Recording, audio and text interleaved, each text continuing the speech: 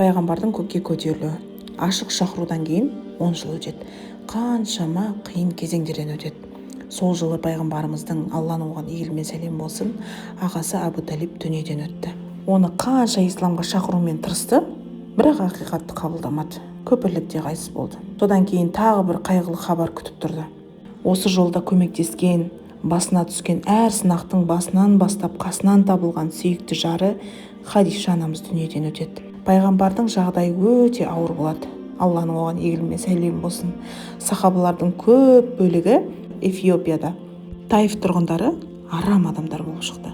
Олар ақиқатты қабылдамай, балалары мен құлдарына таспен атуды бұйырады. Бірақ пайғамбар, Алланың оған игілігі сәлем болсын, адамдардың ең жақсысы, адамзатты құтқарушы, осындай сынақтардан абыроймен өтеді. Осындай барлық сынақтар мен қиындықтардан кейін Алла тағала өз елшісіне тірек және жұбаныш болатын ерекше мұғжизалар береді ғой.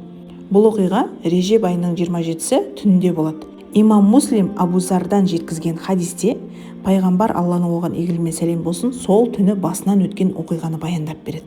Кенеттен төбе ашылып, Жәбірейіл алейхиссалам түсті дейді. Сол менің кеудемді ашып, жүрегімді зәмзәм сумен жуып, даналық пен иман толтырылған алтын ыдысты әкеліп жүрегіме құйды дейді. Сөйтіп кеудемді қайтып жауып қойды. Имам Әл-Байхақи риуаят еткен хадисте бірде пайғамбарымыздан: "Уа Алланың елшісі, сол түнгі сапар қалай орындалғанын айтып берші" дейді. Сол түні маған Жәбірейіл алейхиссалам өзімен бірге Әл-Бурақ деп аталатын жануарды алып келді дейді. Ақ түсті, есектен сәл биік, пайғамбар саллаллаху алейхи вассаламға дейінгі пайғамбарлар да оған отырған болатын. Оның көзі қай жерге жетсе, тұяғы сол жерге жетеді дейді ғой. Жәбірейіл алейхиссалам отыр деп жаңағы жануардың үстіне бірден отыра алмадым дейді. Ол шыдамсыздықпен біраз секіре берді да құлағын айтады ғой, кімнің отырайын деп жатқанын және мені ыңғайлы отырғызу үшін тоқтап тұруын бұйырды дейді. Өйткені бұған отырайын деп тұрған ең ұлы құрметті адам қуанып кетеді екен жаңағы, бірақ кімнің отыратынын естігенде ше. Сөйтіп олар жолға шығады. Олар пальмалар өсетін жерге жетті. Сонда Жәбірейіл алейхиссалам пайғамбар саллаллаху алейхи уассаламға осы жерде намаз оқуын бұйырды. Пеште сұрайды ғой жолда: "Білесің бе сен қай жерде құлшылық жасағаныңды?" дейді. Сонда пайғамбарымыз, Алланың оған игілігі сәлем болсын, Алла жақсы білуші деп жауап береді ғой.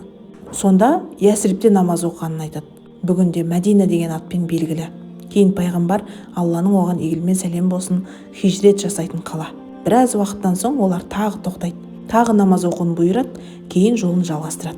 Тағы сұрайды ғой жаңа пеште: "Қай жерде намаз оқыдың білесің бе?" деп. Сонда пайғамбар саллаллаху алейхи уассалам: "Алла жақсы білуші" дейді.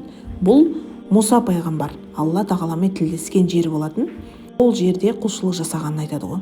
Сөйтіп қозғалып келе жатқан кезде Әл-Ақса мешітінің Қуддус қаласына жақындап қалғанда кішкентай қызыл құмды төбені көрдім дейді пайғамбар саллаллаху алейхи уассалам. Ол Муса алейхиссаламның қабірі екен. Қабір іші көрсетілгенде Мұса пайғамбар түрегеп намаз оқып тұр екен да. Яғни күллі пайғамбарлар осы оқиғаға барлығы кездестіріледі кәс.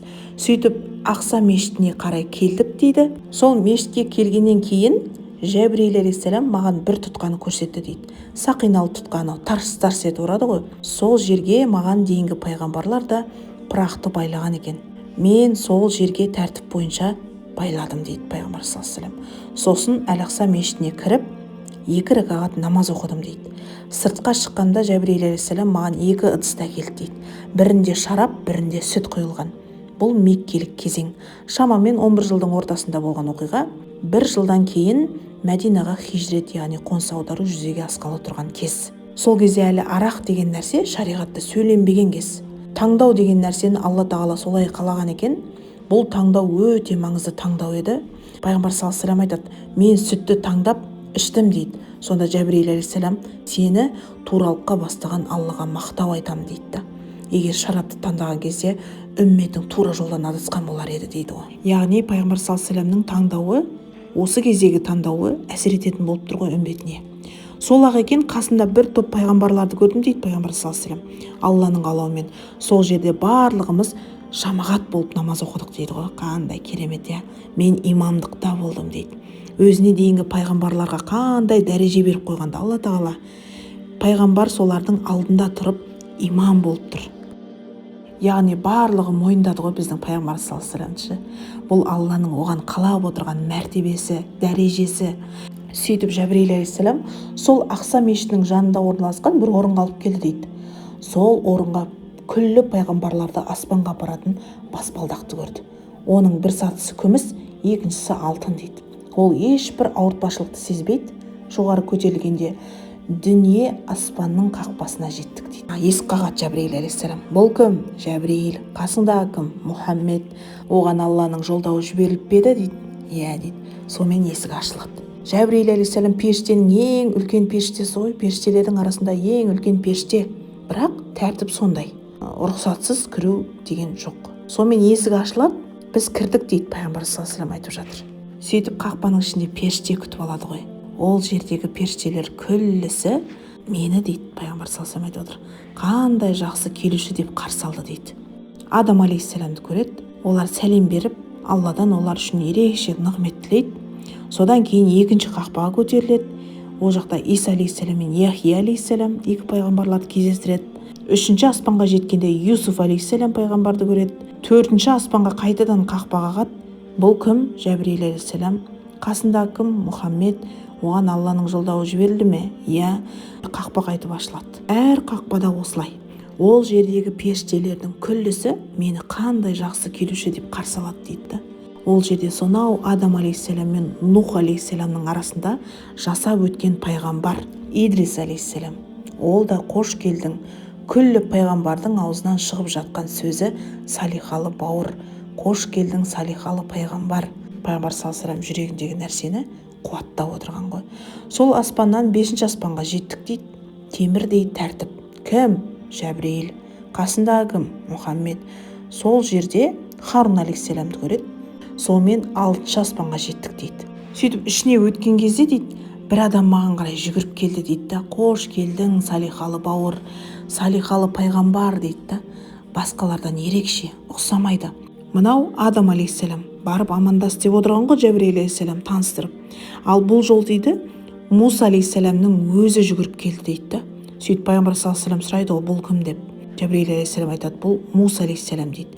Сөйтіп Мусаны артта қалдырып кетіп бара жатқан кезімізде Муса алейхиссалам жылап қалды дейді ғой. Сұрайды ғой, не сені жылатқан? Я Муса деген кезде, Раббым, менен кейінгі жіберген адамның үмбетінен жәннатқа кіретіндердің саны да сапасы да менің үмбетімнен артық болды ғой дейді. Раббым, мен ойлағам ғой дейді. Маған берілген дәрежеден басқа адам аспайтын шығар деп. Ол өз алдында үлкен дәреже ғой, әлемдердің Раббысымен сөйлесу деген. Пайғамбарлар үшін бұл үлкен дәреже, Раббысымен тілдесу деген. Ойлаңызшы, Алламен сөйлесу. Сөйтіп мен шығармын тек қана сенімен сөйлесетін деп ойлап тұр ғой енді. Сөйтіп мына біздің пайғамбарымыз, Алланың оған игілігі мен сәлем болсын, ары қарай көтеріліп бара жатқанын көріп жылайды ғой. Раббымызбен сөйлесуге кетіп бара жатыр депші. Яғни маған ғана берілген нәрсе ма деп едім. Жылау дегені ол қызғаныш мақсатында емес. Халқынан көп зиян шекті да ол. Сол халқы оңға қарай басым көпшілік баспай қойған үшін жылап отыр да. Қандай керемет үмметінің осы пайғамбары дейді. Жоқ, қандай керемет үмметтің пайғамбары дейді. Сонымен 7-ші аспанға көтеріледі пайғамбар саллаллаху алейхи вассалам мен Жәбірейіл алейхиссалам. 7-ші аспанға кіреді. Күллі періштелер оны қарсы алады. Сол жерде үлкен құлшылық жасалатын үйдің бар екенін көрдім дейді пайғамбар саллаллаху алейхи вассалам. Әл-Байтул Махмур деген, яғни құлшылықтан үзілмейтін үй.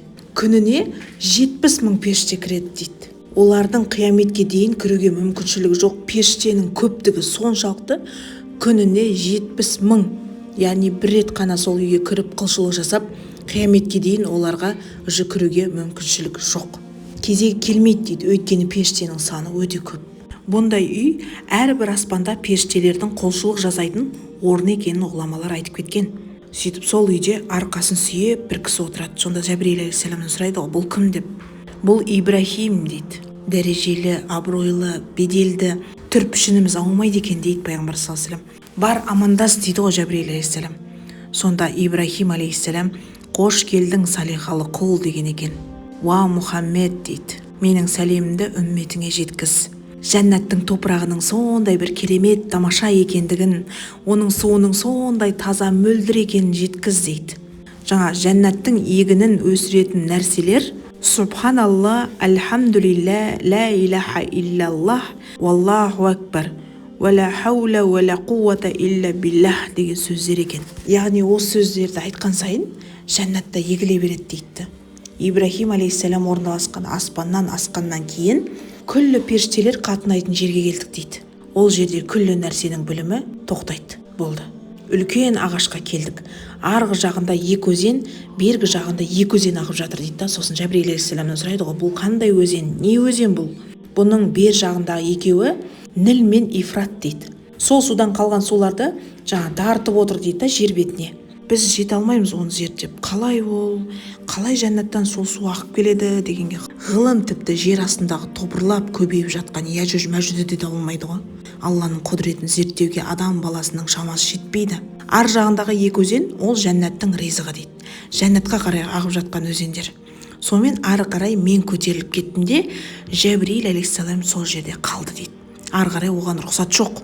Сонда көтеріліп бара жатқанда дейді, сықырлап жазып жатқан қаламның дауысын естідім дейді ғой. Алланың бұйрықтары, жаңа лаухул махфуз дейміз ғой, тақта. Алла тағала өз құзырына көтерген құлымен сол жерде тілдескен. Өте керемет, мәртебе. Құлшылықтың ең маңыздысы намаз ғой. Сол жерде маған және үмметіме 50 уақыт намаз парыз етілді дейді ғой. Ең маңызды құлшылық, яғни өзімен байланыстыратын құлшылықты тапсырып отыр алдына. Болды. Мойнына алды пайғамбар саллаллаху алейхи вассалам, сөйтіп түсіп келе жатыр ғой Жәбірейіл алейхиссаламмен екеуі. Бағанағы Муса алейхиссалам алдарынан жүгіріп шығады ғой. Мына өмірде қаншама қиыншылықты көрген жаны ашып тұр да, Раббым үмметіңе не бұйырды дейді. Ол бірден 50 уақыт намаз деп оңай айта салады да пайғамбарымыз. Алланың оған егілмен сәлем болсын. Ей Мұхаммед, мендегі тәжірибе сенде жоқ, мен саған айтайын дейді. Раббымыздың алдына қайтадан бар, жеңілдетуін сұра. Көтер алмайды сен үмбетің 50 уақыт намазды дейді. Сонымен пайғамбар саллаллаху алейхи вассалам Жәбірейіл алейхиссаламға қарайды ғой. Ақыл сұрағандай қараса, егер қаласаң болады деген сыңай танытады да Жәбірейіл алейхиссалам ишарамен. Сөйтіп қайтадан екеуі көтеріледі Алланың құзырына. Белгілі бір пайызын түсіреді. Жеңілдетті ма? Иә. 45 қалды, 5-еуін түсірді дейді. Я Мұхаммед, мен саған айтып отырмын ғой, үмметіңе қиын болады дейді. Қайтадан жеңілдетуін барып сұра дейді. Пайғамбарымыз қайтадан Жәбірейіл алейхиссаламға қарайды. Ол ишарамен болады дегенде сыңай танытады. Екеуі қайтадан көтеріледі ғой Алланың құзырына. Пайғамбарымыз айтады, осымен Раббым мен Мусаның арасында көтеріліп түсумен болдым дейді. 50 уақыт, 5 уақыт болғанына дейін. Сонда Алла, мен 50 намаз дедім ба? Ол лаухул махфузде дейді, жаңа тақтада, өзгермейтін тақтада 50 уақыт болып тұр. Алайда сендерге деген рахымыммен мен оны жер бетіне 5 уақыт қылып, бір уақытта 10 уақыттың сауабын жазамын дейді. Ал енді қараңыз, Алланың кеңшілігі, рахымдылығы, мейірімділігі, құлына деген, үмметіне деген. Осымен 5 уақыт намаз оқысақ, 50 уақыт намаздың сауабын аламыз да, иншалла. Сонда Муса алейхиссаламға түсіп бара жатыр ғой. Қанша уақыт берілді деген кезде 5 уақыт деп айтады ғой. Сонда, әй Мұхаммед, біздің замандағы күш қуатты адамдармен сенің замандағы үмметіңнің физикасы әлсіз дейді. Көтере алмайды, барып қайтадан сұра дегенде пайғамбарымыз, ей Муса, мен Раббымның алдында көп болдым дейді. Көп бардым. Енді баруға ұялам дейді. Осымен 5 уақыт бізге жеткілікті дегендей қылып тұр ғой. Сөйтіп пайғамбарымыз Алланың оған егілмен сәлем болсын, Жәбірейіл алейхиссалам екеуі бері қарай түседі. Сонда пайғамбар саллаллаху алейхи вассалам айтады, маған сол кезде тозақтағы жағдайлар да көрсетілді. Бір адамдардың қасынан өттік. Олардың тырнақтары мыстан жасалған. Сол тырнақтарымен бетін, көкіректерін аямай жыртып тұрып қанатып жатыр дейді. Сол кезде сұрайды ғой, бұлар кімдер деп. Бұлар айналасындағы қоғамдағы адамдардың ар-ожданына тілдерін тигізіп, солардың етін жеген адамдар дейді. Тағы бір адамдарды көрдім дейді пайғамбарымыз. Алланың оған егілмен сәлем болсын. Еріндері түйенің еріндері сияқты дейді. Ауыздарына оттан болған тастарды салып жатыр да, ол тастар қиналған түрде арттан шығып жатыр дейді. Кей нәрсе көрсету керек болды да, Алла осылай көрсетіп жатыр пайғамбарымызға. Алланың оған егілмен сәлем болсын. Бұлар жетімдердің ақысын зұлымдықпен жегендер дейді. Тағы да басқа нәрселер, көп нәрсе көрсетілді дейді. Қызықтарын бірін айтайын, түсіп келе жатқан кезде дейді, жаңа періштелер ей Мұхаммед, үмметіңе айт хиджаманы жасап жүрсін деп айқайлайды екен.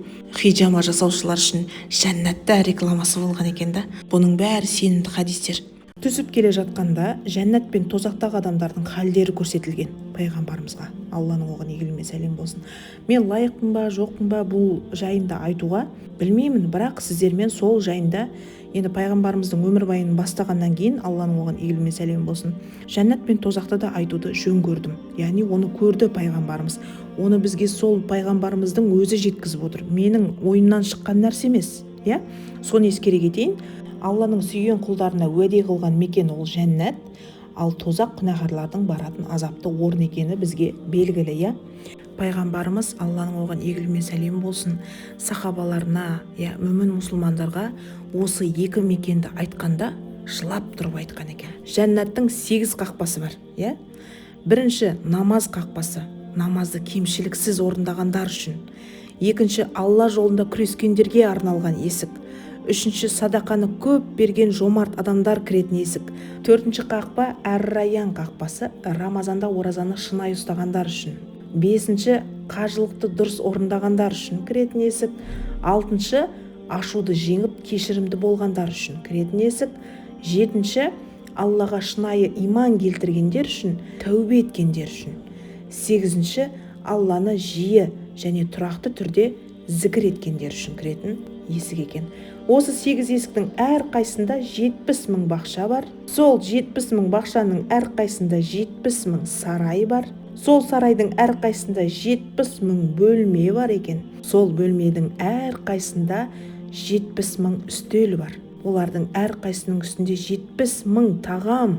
Әр қайсының үстінде Алла тағала 100 мейірім жаратып, 1% ғана осы жерге жібергенде, ал 99% жәннатта қалдырып қойған ғой жасырып. Күнделікті Алланы ұлықтап, зікір етіп, мадақтап, қаншама ғажайып құбылыстарды бізге жаратқан үшін. Пайғамбарымыздың осылай өмірбаянын оқып, Алланың оған игілігі мен сәлем болсын, тыңдап соның өмірбаянын күнделікті естен шығармайтын мұсылман адам осы қақпалар арқылы кіреді екен, иншалла. Алла баршамызға осы бақытты нәсіп етсін, жәннатты нәсіп етсін, иншалла. Мен уже жаттап алдым, примерно қай адам менің күнделікті осы аудиомды тыңдайды. Лайктарынан уже мен байқаймын.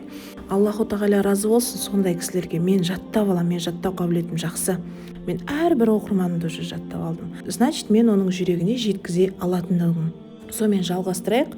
Жаңағы жәннаттың қақпасына әр адам өз амалына қарай шақырылады екен. Пәленше, сен садақаны көп бердің ғой, мына қақпадан кір. Муслимнен келген хадисте, кім дәретті дұрыс алса, осы 8 жәннаттың есігі ашылады дейді. Қалаған есіктен кіресіз, ойлаңыз. Жәннаттағы үйлер бір-біріне ұқсамайды дейді. Олардың бөлмелері бар. Ол бөлмелер кім жақсы сөз сөйлейтін болса, түнде тұрып намаз оқығандар болса, барлығы ұйықтап жатқанда, кім біреуді тойғызған болса, сол адамдарға сол бөлмелер жаратылып қойған. Үлкен зәулім сарайдай үй көрдім дейді, пайғамбарымыз айтып жатыр. Алланың оған игілігі мен сәлем болсын. Қатты қызықтым дейді, сөйтіп қызығып сұрадым дейді. Бұл Құрайыштан болған бір адам үшін соғылған үй дейді. Сонда пайғамбар саллаллаху алейхи вассалам сол адам мен шығармын деп ойладым дейді. Шыдамай оның аты кім десе, ол Омар ибн Аль-Хаттабтың үйі дейді. Егер пайғамбарымыз, Алланың оған игілігі мен сәлем болсын, осы үйге қызығып тұрған болса, оның үйі қандай болды екен сонда? Бұл сахих хадис, Бухари, Муслимде келген. Жәннатта сондай өзендер бар дейді. Оның суы ешқашан бүлінбейді, кір болмайды, ластанбайды. Сүттен болған өзендер бар. Шараптан болған өзендер бар дейді. Мына дүниенің шарабына ұқсамайды, бас ауыртпайды, есін жоғалтпайды. Ешкім сені тыймайды. Ей, ішпе, ақымақ. Ондай сөз жоқ. Бұл Алланың уәде еткен жәннаттағы өзендер. Жәннаттағы жемістердің өзі қандай нығмет. Бір жүзімді үзіп алсаңыз дейді, бірінен өткен бірі дәмі өзгеше. Біреуін жейсің, дәмі басқаша. Екіншісін жейсің, оның дәмі де өзгеше. Күшті ғой, Иншалла Алла тағала баршаңызға жәннат нәсіп етсін. Әмин. Жақсы сөз сөйлеңдер немесе үндемеңдер дейді. Аузымыздан жақсы сөз шыға берсінші, иншалла. Алла нәсіп етсе сол жәннатқа барғанда сол жүзінен дәм татайық. Аллахумма әмин. Бір жемісін үзіп жесеңіз, екіншісі шығып отырады дейді жаңағы. Үзесің, екіншісі шығады. үзесің, екінші шығады. Бітпейді ғой шіркін ай. Бұл жақтағы жемістерді кей адам қалтасының жұқалығынан жей алмайды ғой. Сатып алуға шамасы жоқ адамдар бар, иә. Ал жәннатта ешқандай төлемнің қажеті жоқ. Тегін барлығы. Мынандайды ойлайды екен. Бір тал болады ғой. Соның төбесінен күшті бір өрік өсіп тұрады. Ойлаңызшы, өрік әдемі бір жегіңіз келіп тұр анау төбесінде. Сөйтіп шіркін, мынау өрікті алсам ғой десе, тал иіледі екен. Мә жей ғой деп ше. Керемет, те? Киімнің өзі жібектен болады дейді. Жібек мына дүниеде де қымбат қой. Ал жәннаттағы жібек мына дүниедегі жібекпен салыстыруға келмейді. Уақытқа байланысты жәннатты қысқаша айтып өттік. Енді тозақ жөнінде қысқаша айтып өтейін. Пайғамбарымыз тозақты айтар уақытта дейді, Алланың атымен ант етемін дейді. Егер сендер менің көрген осы нәрсемді көрген болсаңдар, аз күліп, көп жылайтын едіңдер дейді. Сонда тыңдап отырған сахабалар айтады ғой, я Алланың елшісі, сіз не көрдіңіз десе, жаңа тозақта болған жағдайдан. Тозаққа түскен адамдар дейді, қатты шөлдеп су сұрағанда, жаңа оттан қайнап атқан кезде су сұрайды ғой шөлдеп. Сол кезде қайнаған су әкелінеді дейді. Сол судан беті қуырыла бастайды. Алыста тұрғаннан бері қарай келе жатқанда беті қуырыла бастайды дейді.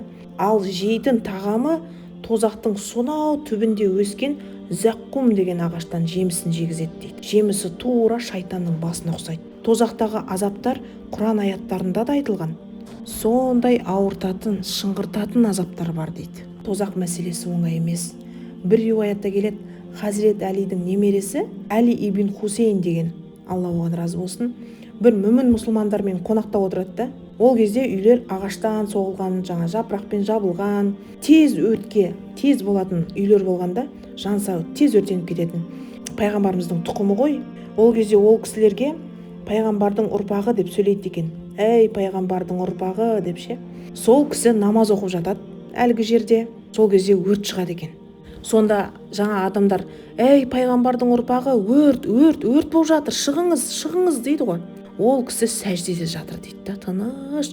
Абыр сабыр жаңа адамдар су әкеліп, жағаласып, өшіріп жатыр да, жаңа ол кісі әлі сәждеде жатыр. Міне өшірдік ау деген кезде сәждеден басын көтеріп, Аллаху әкбар деп басын көтеріп жатыр дейді. Сонда сұрайды ғой жаңа адамдар, әзер дегенде өшірдік қой, қалай сіз байқамадыңыз деген кезде, қалай сіз отты байқамадыңыз деген кезде, мен ол кезде басқа отты ойлап жаттым дейді. Қандай адамдар болғанда намазды алдына, Алланың алдына қоқ қойғанда жүректі намазға кіріп кеткен ғой. Ол кезде Аллаху әкбар деп тәкбір аласың ғой, намазға кірдің бе, дүниедегі болған жайтты ұмытып кетеді ғой. Байхақиден келген хадисте өзінің Шуаб әл-Иман деген кітабында пайғамбар өздерінің сахабаларымен бірге отырғанда бір аят келіп түседі дейді. Ей иман келтіргендер, жәннаттың бар екенін сенгендер, өздеріңді және отбасыларыңды тозақтан құтқарыңдар. Оның отыны адамдардан болады дейді. Тастан, адамдардан болады. Ол тозақта қатыгез жүрегінен мейірім алып тастаған періштелер болады дейді. Өзінің уысынан ешкімді шығармайды. Құтқарыңдар өздеріңді деген кезде пайғамбарымыздың жаны адамдар тыңдап отыр ғой сөздерін. Ой, пайғамбар саллаллаху алейхи ва саллям беріліп айтады ғой, енді көріп келген адам ғой. Сол кезде жаңа тыңдап отқандардың арасынан біреуі селт етіп құлайды екен ғой. Елестеп кеткен тозақты ше, пайғамбарымыз Алланың оған игілігі мен сәлем болсын, кеп қолын кеудесіне қойды дейді. Ля илаха иллаллах деп айтшы дейді. Ля илаха иллаллах деп айт. Ол әрең айтты дейді. Мына жігіт жәннаттық иншалла дейді ғой. Сонда сахабалар Алла елшісі бізші дейді ғой, енді барлығы жәннатты аңсап отыр. Сонда пайғамбар Алланың оған игілігі мен сәлем болсын айтады. Алла айтады дейді. Ол жәннат менің ескертуімді естіп, алдымда тұратын күн туатынын естіп, қорыққандар үшін дейді осы жәннат.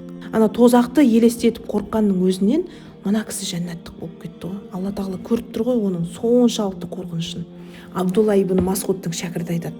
Бір күні Абдулла ибн Масғуд екеуміз келе жатыр едік дейді. Темір ұсталардың қасынан өттік дейді. Қып-қызыл оттан болған темірді суырып жатқанын көріп, Абдулла ибн Масғуд жылап жерді дейді. Қандай иманды кісілер болған ғой. Алла тозақтан сақташы мені деп елестеп кеткен ғой. Ал Омар радиаллаху анху айтады, егер қиямет күнде Алла тағала айтса, сонау адам атадан бергі соңғы адамға дейін бәрің жаннатқа кіресіңдер, бірақ бір адам ғана тозаққа түседі десе, сол адам мен болып қалам ба деп қорқады екен. көрдіңіз ба, қандай иман, тірі кезінде жәннатпен сүйіншіленіп қойған сахаба ғой. Жаңа үйін көрдіңіз ба, пайғамбарымыздың өзі, Алланың оған игілігі мен сәлем болсын, қызығып қараған оның үйіне. Алла тағала Құранда айтады: ей тозақ, тойдың ба дейді да, болдың ба дейді тозаққа қарап. Сонда тозақ: тағы болса тастай бер деп айтады екен. Тойымсыз тозақ. Алла сенен сақтасын, әмин. Бұл дүниеде сіз құтыласыз, о дүниеде тозақтан ешкім құтылмайды. Бұл дүниенің азабынан көрге барып құтыласың, ал о дүниенің азабынан қайда барып құтыласың дейді Қазекең.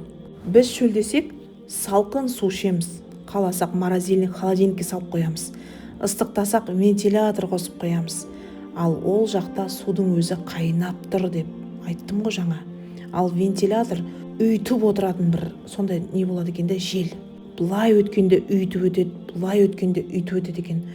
Көлеңке іздейтін адамға отпен түтіннің көлеңкесі болады екен да. Барлығы отпен теңесіп тұрғы. Алла баршамызды осы тозақ отынан сақтасын. Сол кезде тақуа адамдар көп болған деп отырып қой. Сыртта бір күнәлі істеп қойса, немесе бір о кезде ашық адам да болмаған ғой, қыздар ашық жүрмеген. Бірақ сонда да бір күнәлі іс істеп қойған кезде үйіне келіп шамға саусағын ұстап тұрады екен. Мына шамға шыдамай тұрған сен, ей жалмауыз деп өз-өзіне, тозаққа қалай шыдамақсың деп, қай бетіңмен істедің деп өз-өзіне сөйтіп айтып азаптайды екен.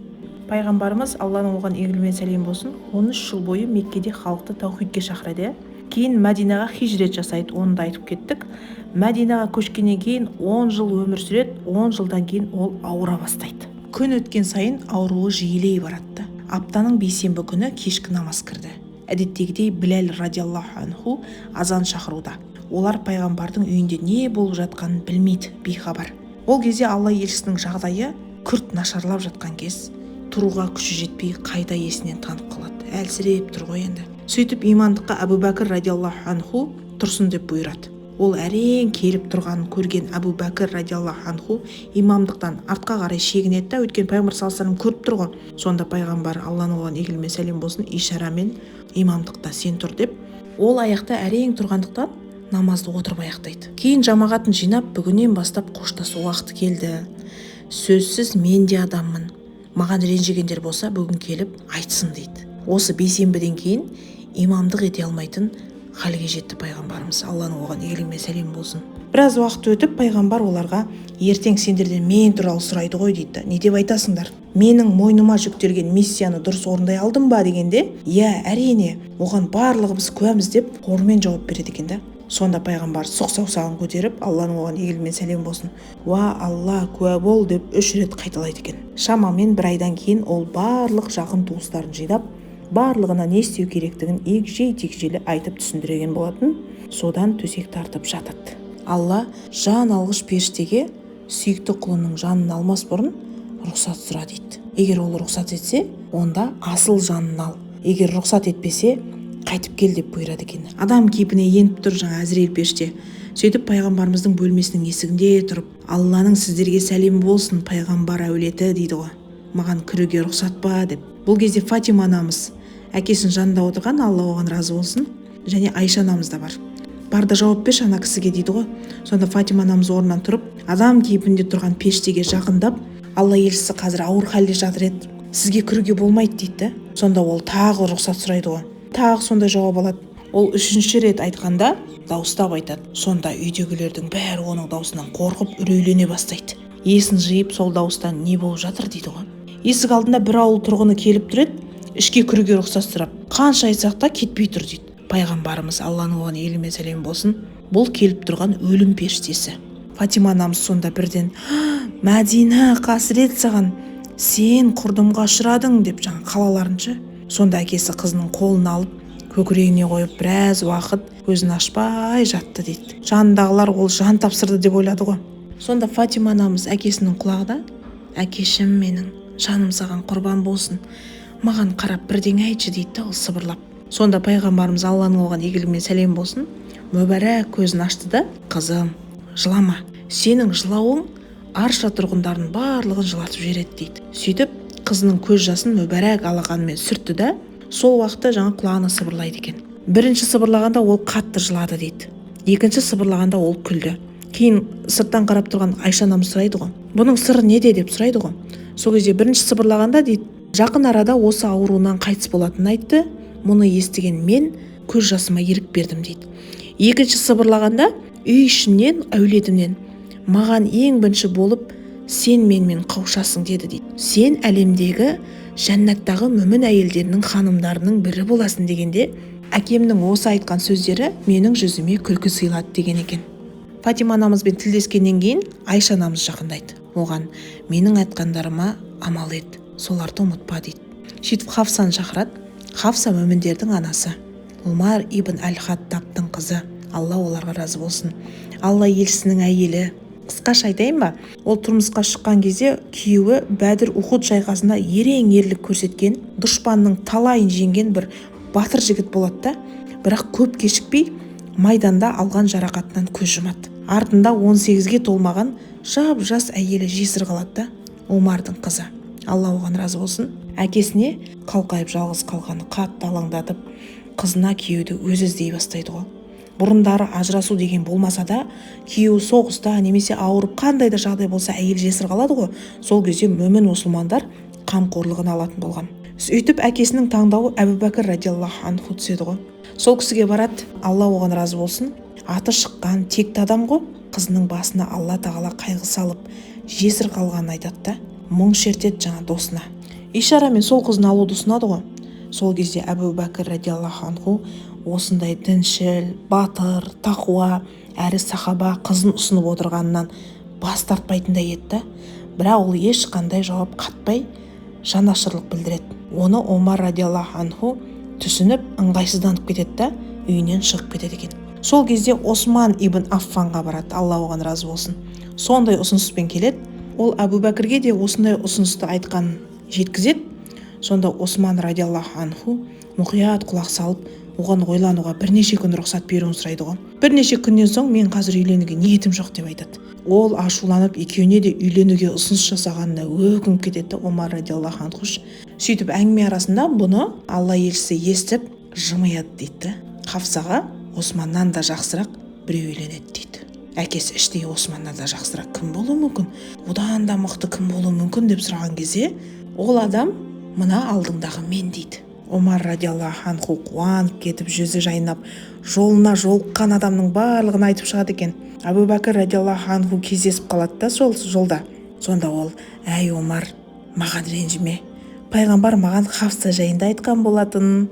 Мен тек оның құпиясын жария еткім келген жоқ дейді. Әйтпесе сөзсіз қызыңа үйленер едім дейді. Бұл хижра жыл санауымен 3-ші жыл еді. Айтпағым сол жаңа пайғамбар ауыр халде жатқан кезде Айша анамызға өсиет айтып кетеді ғой. Одан соң Хафсаны да шақырып, Айша анамызға айтқандарын жеткізеді. Ол да әйелі ғой. Сөйтіп Фатима анамызға немерелерді Хасан мен Хусейнді шақыршы дейді. Олар келіп, жанына отырған кезде жаңа атасының түркейпін көреді ғой. Жылап жібереді екен. Атасы оларды құшағына қысып, маңдайына сүйеді. Сөйтіп Әли радиаллаху анху келеді. Әли радиаллаху анху оны қолына сүйеп отырады. Әли, мен бір яхудиден әскерді жабдықтыру үшін қарыз алдым. Өтінемін оған осы қарызды өтемей өмірден өтпеш дейді. Бұл міндеттен босат. Кәусар бұлағының жанында мені кездестіретін бірінші адам сен боласың деп айтады екен. Барлығымен сөйлесіп қоштасып болған соң, Әзірейіл пеште пайғамбардың үйіне рұқсатпен кіріп, Алла тағала маған сенің жаныңды рұқсат салмауды бұйырды. Сонда Алла елшісі, асықпа, бауырың Жәбірейіл көрінсін дейді. Сол уақытта Жәбірейіл алейхиссалам пайда болады ғой. Сонда Жәбірейіл алейхиссаламды көрген пайғамбарымыз, Алланың оған игілігі сәлем болсын, осындай уақытта мені жалғыз қалдырмақсың ба дейді. Қайда ішсің дегендей. Маған сүйінші хабар айтшы дейді. Жанымды сабырмен иесіне тапсырайын дейді. Сонда Жәбірейіл алейхиссалам, жәннаттың есіктері ашылды. Періштелер сап түзеп саған түрлі сыйлық беруге асыға күтуде дейді. Сонда пайғамбар оған алғыс айтып, маған тағы хабар берші дейді. Тозақ есіктері жабылып, жәннаттың есіктері ашылды. Фирдаус жәннатының бақтары безендірілді. Бәрі сенің жаныңның келуін күтуде. Сонда пайғамбарымыз, Алланың оған игілігі сәлем болсын, Аллах тағалаға осы сыйластығы, құрметтілігі үшін рахмет айтып, бірақ мен басқа нәрсе жайында айтуын күтіп тұрмын дейді. Тағы жақсы жаңалық айтшы дейді. Арасат күні жер ашылып, адамдар қабірлерінен көтерілетінін айтты. сен олардың біріншісі боласың және олар үшін шапағатшы боласың дейді. Мен тағы бір нәрсе сұраймын дегенде, Жәбірейіл алейхиссалам бұдан басқа не сұрайсың дейді ғой.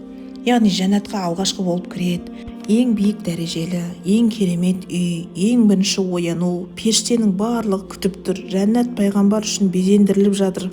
Сонда оның бәрін біле тұра, болды, жаным тыныш, енді ала бер десе болады ғой.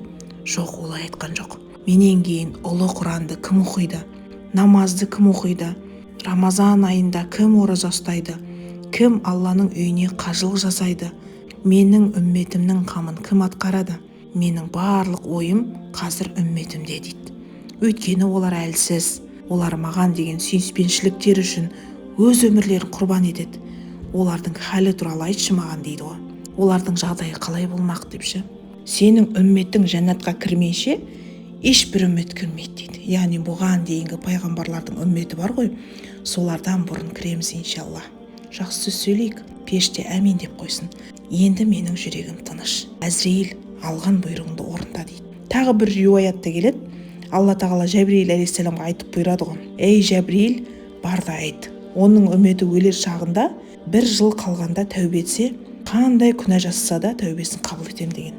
Алла елшісі 1 жыл өте ұзақ екенін айтады. Сонда Алла өлеріне 1 ай қалғанда тәубе етсе кешіремін деп жауап береді. Алла елшісі 1 айда ұзақ деп айтады. Сонда ортада Жәбірейіл алейхиссалам жүр ғой, бір-біріне хабар тасыпшы. Онда 1 апта деді деп келеді. 1 аптада ұзақ дейді. 1 күнге деп келеді. Сонда сағатқа қысқартылады ғой. Ақырында сүйінші хабар келеді. Алла тағала айтады: егер сенің үмметің өмір бойы күнә жасап, түбінде тәубе ететін болса, онда сол тәубесін қабыл етіп, оны бүкіл күнәләрін кешірем деген. Сонда пайғамбарымыз, Алланың оған игілігі мен сәлем болсын, Аллах тағалаға рахмет айтып, менің тағы 3 тілегім бар дейді. Қандай? Мені үмметіме, күнәһар үмметіме шапағатшы етсін. Екінші, оларды дүниеде күнәлары үшін қатты азаптамасын. Үшінші, егер олардың істері жаман болып шықса, мені оларға шапағатшы етіп, амал дәптерлерінен күнәләрін өшіруін сұраймын дейді. Жәбірейіл алейхиссалам осы сенің 3 тілегіңнің орындалатынын хабарлайды. Сонда пайғамбар: міне, енді менің жаным тыныш. Сонда Әзірейіл періште жанын ала бастады.